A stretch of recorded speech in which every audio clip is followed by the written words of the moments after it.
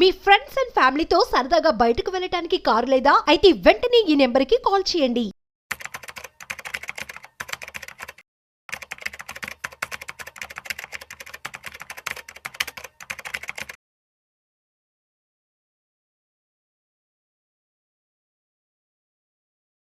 సత్యనారాయణ గారు నమస్తే సార్. నమస్తే.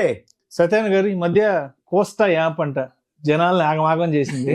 అవును, ఈ కోస్టా యాప్ ద్వారా ఏదో వెజిటేబుల్స్ కొంటే డబ్బులు వస్తాయంట, మిల్క్ షేక్లు కొంటే డబ్బులు వస్తాయంట, ఫ్రూట్స్ కొంటే డబ్బులు వస్తాయంట, ఐస్ క్రీమ్లు కొంటే డబ్బులు వస్తాయంట, ఏదో పెద్ద ఎత్తున ప్రచారం చేశారు. మొత్తానికి ఒక 15 కోట్ల రూపాయల వరకు స్కామ్ జరిగింది అంటున్నారు.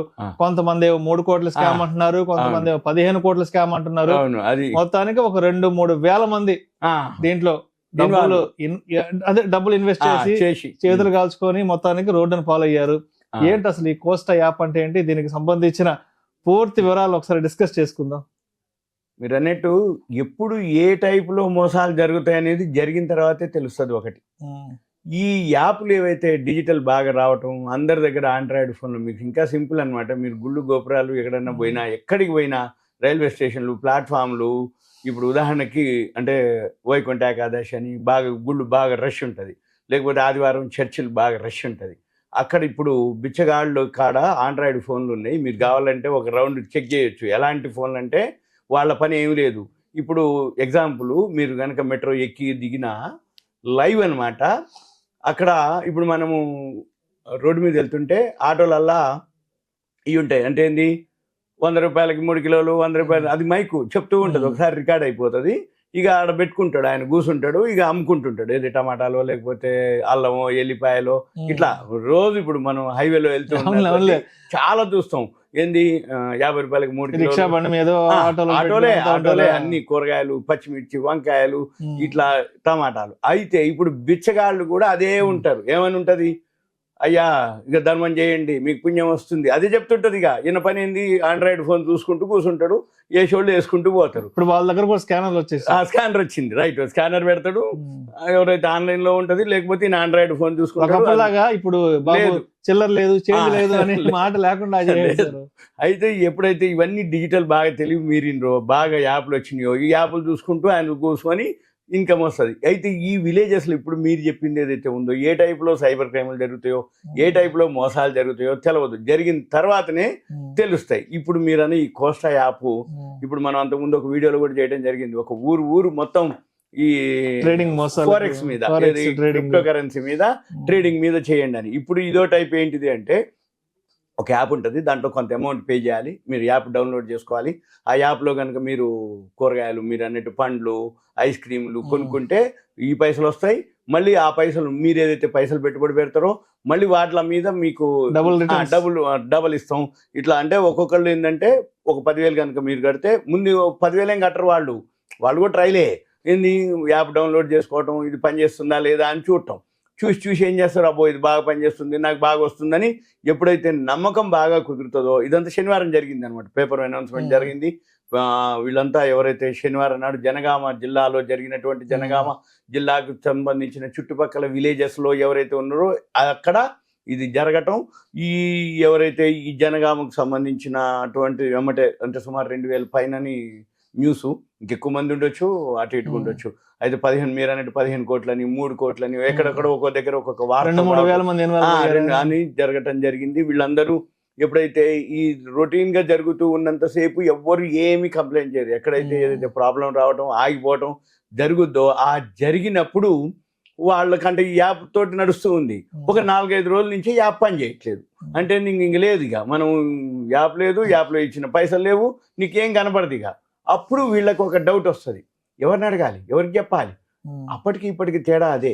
అంతకుముందు ఏంటంటే ఒక ఆఫీసో, ఒక షాపో ఏదైనా ఉంటుంది, ఆడికి పోతారు, కనపడతారు, ఏమైంది బాబు అని అది అడుగుతావు. ఇప్పుడు లేదు, మనుషులు తెలియదు, యాప్ ఒకటే ఉంటుంది. యాప్ పని చేసినట్టు, యాప్ పని చేయకపోతే ఎవరికి చెప్పాలనో తెలియదు, ఎవరిని అడగాలనో తెలియదు, ఆ యాప్ ఎవరు మేనేజ్ చేస్తారో తెలియదు, ఆ యాప్ ఎక్కడి నుంచి అది ఆపరేట్ చేస్తారో తెలియదు, ఆ సర్వర్ ఎక్కడ ఉందో తెలియదు, దాని హెడ్ ఆఫీసు అంటే చాలా వరకు ఇటువంటి అన్నీ కూడా ఎక్కడ ఉంటాయంటే హెడ్ ఆఫీసులు అవన్నీ ఇండియాలో ఉండవు అనమాట. ఉంటే చైనాలోనో లేకపోతే ఎక్కడో వేరే కంట్రీస్ లో, ఆఫ్రికన్ కంట్రీస్, గల్ఫ్ కంట్రీస్ లో ఎక్కడో ఉంటది ఇది. ఏంటిది, మనం పోయి అక్కడికి క్లెయిమ్ చేయలేము, అక్కడికి పోయి ఆఫీసు లేదు. కాబట్టి ఇప్పుడు ఇవన్నీ ఏదైతే జరిగిన తర్వాత బాధపడే బదులు ఏ రోజు ఎటువంటి సైబర్ క్రైమ్, ఎటువంటి మోసాలు జరుగుతాయో మనకు తెలియదు. కాకపోతే మనం కొంతగా జాగ్రత్త పడాలి. ఆ జాగ్రత్తలు ఏంటిదంటే, యాప్ డౌన్లోడ్ చేసుకుంటే కూరగాయలు పండ్లు కొంటే నీకు పైసలు ఇస్తూ కమిషన్ ఇస్తూ డబల్ ఇస్తాడు అనే దానికి మనం ఆలోచించాలి. ఎక్కడైతే మనం కొంచెం ఇట్లా అత్యాశకో ఏదైతే దురాశకో పోతం చూసినారు, ఆ వీక్నెస్ని వాడు ఎన్కాష్ చేసుకోవడం జరుగుతుంది. కొన్నాళ్ళు ఇచ్చిండు, కొంతమంది ఎన్కాష్ చేసుకోర్రు, కొంతమంది అనుభవించారు. కానీ అప్పుడు చిన్న మొత్తమే, కానీ పెద్ద మొత్తాలు పెరిగినప్పుడు అట్లాంటివి జరిగినప్పుడు ఇప్పుడు అదే వాళ్ళు ఎవరికి మన జనగాము డీసీపీ రాజమహేంద్ర నాయక్ గారికి పిటిషన్ పెట్టడం, ఆ ఊళ్ళో వాళ్ళందరూ జనగాము ఆ కోస్తా యాప్ బాధితులు ఎవరైతే వాళ్ళంతా పోయి ఇట్లా జరిగిందంటే, ఆ బాధితులు ఎలా అంటే అంతకుముందు చేయటం, అది 4-5 రోజుల నుంచి యాప్ పని చేయకపోవటం, మన పైసలన్నీ బ్లాక్ అయిపోవటం, ఎవరికి చెప్పాలని తెలియక ఇక డీసీపీ గారికి పిటిషన్ పెట్టడం. డీసీపీ గారు వెమ్మటే ఆయన ఆదేశాల మేరకు అక్కడ ఎవరైతే అక్కడ ఏఎస్పీ అన్నమాట పండేరి చైతన్య వాళ్ళ ఆధ్వర్యంలో ఆయన సిఐ దామోదర్, ఒక 2 ఏజెంట్లు ఎవరైతే దీనికి సంబంధించిన ఏజెంట్లు ఎవరు మార్కెటింగ్ చేస్తారు కదా, వాళ్ళని తీసుకోవటం, వాళ్ళని విచారించటం.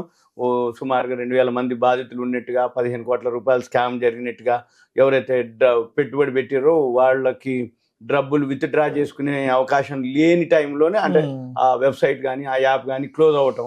అయితే వీళ్ళకి నమ్మకం ఎలా అంటే, మీరు 10,000 పెడితే మీకు డబల్ ఇస్తాము అని నమ్మబలకటం. అయితే కొంతమందికి ఇవ్వటం, కొంతమంది ఇచ్చిన తర్వాత వాళ్ళు వేరే వాళ్ళకి చెప్పటం, వాళ్ళు అలా చేసి లక్షలు పెట్టి చివరికి 10 లక్షలు కూడా పెట్టుబడి పెట్టిన వాళ్ళు. అంటే ఇక్కడ ఎలా ఉంటుందంటే, ఇప్పుడు మనం ఇక్కడ కూర్చొని మంచి ఇన్వెస్ట్మెంట్స్ ఏదైనా చేసుకోండి, మంచి పనులు ఏదైనా చేసుకోండి, వెల్త్ క్రియేషన్ ఏదైనా చేసుకోండి, ఫైనాన్షియల్ ప్లానింగ్ ఏదైనా చేసుకుందంటే వినరు. కింద మనల్ని కామెంట్లతో విమర్శిస్తారు. ఇలాంటి దిక్కుమాల యాప్ల్లో డబ్బులు పెట్టి జీవితాలని బజారు పాలు చేసుకోండి, రోడ్ల పాలు చేసుకోండి, మాత్రం అట్లాంటివి మాత్రం కరెక్ట్ గా చేస్తారు. కానీ జనాలు మంచి ఇన్వెస్ట్మెంట్ జరిగేదాన్ని ఏంటంటే అది మనం వాళ్ళని అనలేము. అంటే అమాయకత్వం వాళ్ళది. అంటే అమాయకత్వం ఏమో కానీ, ఒకటి ఆశ. దీంట్లో 3 ఆశలు ఉంటాయి: ఆశ, అత్యాశ, దురాశ. ఆశ పట్టడం తప్పలేదు, అత్యాశ పట్టడం కూడా తప్పలేదు, కానీ దురాశ పట్టడం మాత్రం తప్పు. ఇదంతా ఏమైతుందంటే అత్యాశకి దురాశకి వస్తుంది. ఎలాంటివి? ఇలాంటివి. ఒకటో అమాయకత్వం, రెండోది ఏంది, వాడు ఇచ్చిండు కదా, నాకు ఇస్తుండు కదా, యాడికి పోతాడులే, ఏజెంట్ ఇక్కడే ఉన్నాడు కదా అని ఒక నమ్మకం. మళ్ళీ ఈ నమ్మకాలు ఈ వీటితోటే మీరు అన్నట్టుగా వాళ్ళు మిస్గైడ్ అవ్వటం. అంటే ఇప్పుడు కుటుంబానికి రక్షణ ఇచ్చే ఒక మంచి హెల్త్ ఇన్సూరెన్స్, ఒక మెడికల్ ఇన్సూరెన్స్ తీసుకోండి, కుటుంబానికి రక్షణ ఇచ్చే ఒక టర్మ్ ఇన్సూరెన్స్ తీసుకోండి అని ఇలాంటి మంచి విషయాలు, మంచి మాటలు, అవేర్నెస్ రుచించవేవి. అవును, పలానా యాప్ ఉంది, దీంట్లో 1000 రూపాయలు పెట్టండి, 10,000 వస్తాయి అని చెప్తే మాత్రం టక్ ఊర్లకి ఊర్లు ఇప్పుడు మనం మీరు అన్నట్టు అంతకుముందు మనం ఒక ఊరే అనమాట. అంటే వాళ్ళు బాధితులు కాదు, అంటే ముందు వాళ్ళు ఏజెంట్లుగా వాళ్ళు అనమాట. తర్వాత మళ్ళీ వీళ్ళని పట్టుకుంటారు వాళ్ళు. ఎందుకు తెలుసా, నువ్వు కాబట్టే నేను అని వాడికి తెలియదు. ముందు నాకు పైసలు వస్తున్నాయి అనుకొని వాడు ఏజెంట్ గా ఉండి యాప్ని మొబిలైజ్ చేయటం, మార్కెటింగ్ చేయటం, ముందు ఇప్పించడం అవన్నీ జరుగుతాయి. తర్వాత వానికి కూడా తెలియదు ఆ ఏజెంట్కి దొరికిపోతా బలైపోతా అనేది. అంటే వాని ద్వారా వాళ్ళు వాడుకుంటారు అన్నట్టు. వాళ్ళ వరకు వాళ్ళకు ఒక టార్గెట్ ఉంటుంది, ఇంత ఫండ్ రావాలి, ఇన్ని కోట్లు రావాలి ఈ ఊరు నుంచి, వచ్చింది ఇంకా అప్పుడే మొత్తం పెట్టే వాళ్ళు సర్దేస్తారు. రైట్, అప్పుడు కాకుండా. అందుకనే ఇప్పుడైతే ఒక 2 ఏజెంట్లు అయితే అరెస్ట్ చేశారట. అయితే దీని మీద ఇంకా పూర్తి స్థాయి మొత్తం అదే దాన్ని ఏంటి విచారణ జరిగిన తర్వాత బాధితులు ఎంతమంది ఏంటిది అనేది తర్వాత మళ్ళీ మనం తెలుస్తుంది. కాకపోతే ఇంకా వివరాలు తెలవాల్సి ఉంది అని చెప్పేసి చెప్పడం జరిగింది. కాకపోతే ఏంటంటే ఇవన్నీ మనము ఒక అవేర్నెస్ కోసమే తప్ప, అంటే ఏ ఊళ్ళో ఏ విలేజ్లో ఏ టైప్లో మోసాలు జరుగుతాయో, ఏ టైప్లో యాప్లు, ఏ టైప్లో అనేది మంచిగా ఉన్నాయి చెడ్డవి ఉన్నాయి నేను కానట్లేదు. ఎందుకంటే ఇప్పుడు జనవరి 26కి లేకపోతే సంక్రాంతికి, క్రిస్మస్కి ఫ్లిప్కార్ట్, అమెజాన్లో చాలా ఆఫర్లు వచ్చినాయి. అయితే మనం కూడా కొనుక్కుంటాం. ఏంటి, బట్టలు అనుకోండి, ల్యాప్టాప్లు అనుకోండి, ఏవైతే మనకు కావాల్సినటువంటి ఇంట్లో కావాలనుకోని అన్నీ దొరుకుతున్నాయి. అట్లని అన్ని యాప్లు మనం అనలేము. కానీ మనం ఏం చూడాలి, ఇంకో వీడియోలో ఇంకోసారి అసలు యాప్ ఫేకా ఒరిజినల్ అనేది ఎలా గుర్తుపట్టాలనేది మనం ఇంకొక వీడియోలో చేద్దాం. ఎందుకంటే కనీసము అది ఫేక్ యాపా, అంటే మోసం చేసేటటువంటి యాపా, లేదు నిజాయితీ యాపా, అది కనుక మనం గుర్తుపట్టగలిగితే ఇటువంటివన్నీ కూడా కొంచెం ఆపడానికి వీలైతే ఇంకో వీడియోలో చేద్దాం దాన్ని. Thank you sir. Thank you.